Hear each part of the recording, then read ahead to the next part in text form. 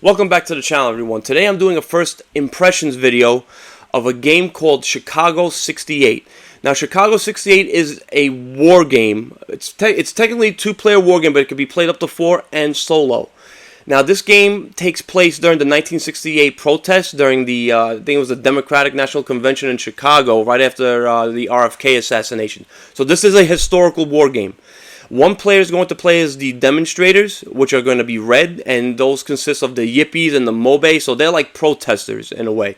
Protesters and advisors. And then the blue player is going to be the establishment, which consists of the police and the mayor.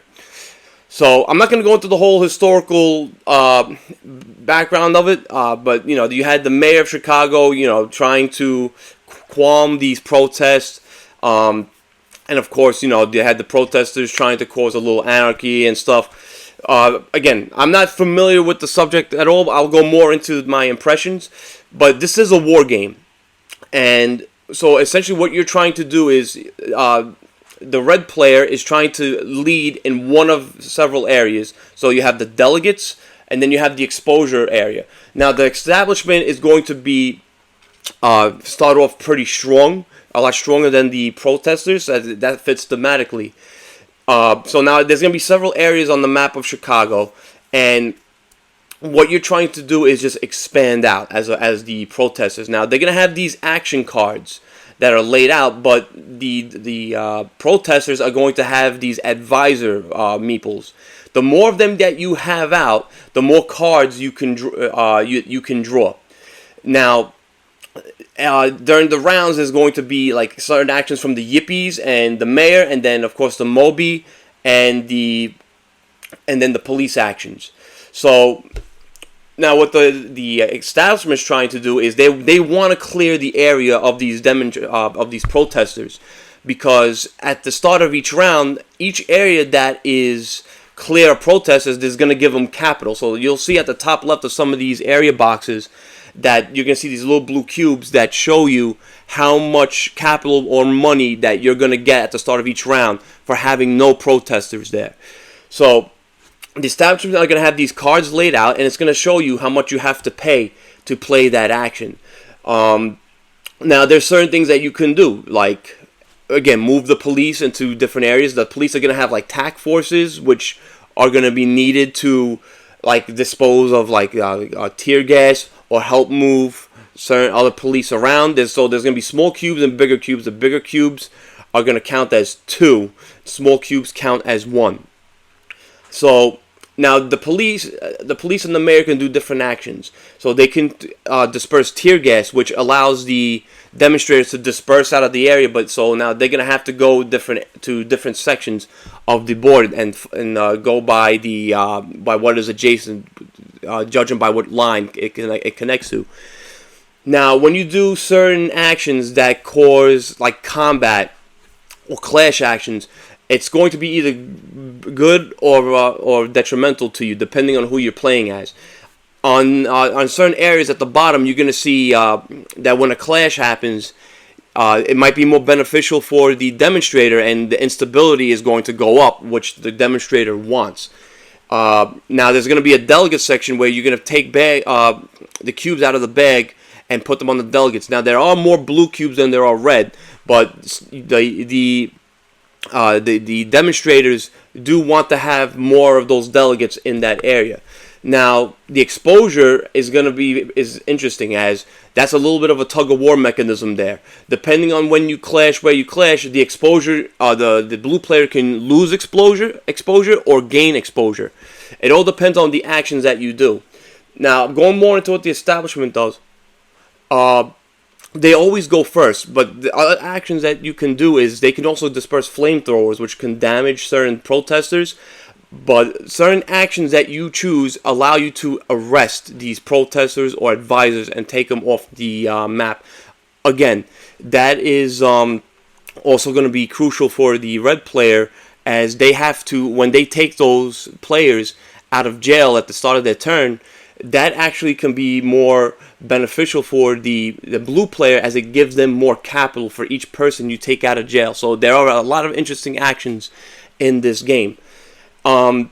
So now during the round, there's going to be different parts. So like I stated before, the establishment is going to go first, and then they're gonna do their mayor action cards, and then of course the demonstrators are gonna do their yippee cards. Then after that, you're gonna do the police actions, and then the red players are gonna do the Moby actions. Now the Mobies would go first, and now also depending on if there's a clash, during that action, you're gonna flip this clash card that can be depending on what time during the day that this has. So on the round track is going to be day and night phases. So when this card gets flipped, it could be more beneficial for the demonstrators during the day, and at night it's more beneficial for the police player. So you have to make you have to be careful during decisions you make during that time as well.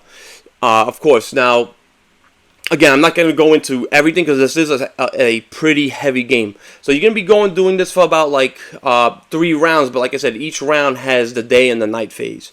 So I said that's pretty much how the game is going to play. It's very conflict in your face type of game.